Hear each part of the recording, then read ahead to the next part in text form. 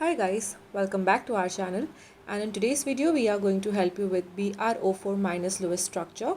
It is a chemical formula for perbromate ion, and to determine its Lewis structure we will first look at the total number of valence electrons. Here we have one bromine atom which has 7 valence electrons. We have 4 oxygen atoms and each oxygen atom has 6 valence electrons, and we have one additional electron, and in total we have 32 valence electrons.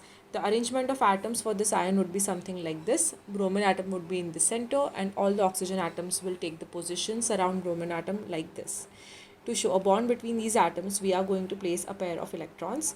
However, we are going to place more than one pair of electron between oxygen and bromine atom, because bromine atom can have expanded octets. So here for 3 oxygen atoms I am going to place 2 electron pairs, and for 1 oxygen atom I am going to place only one electron pair. This way we will have a -1 charge on this oxygen atom, and that is completely fine because we have a -1 charge on this ion because it accepts an additional electron.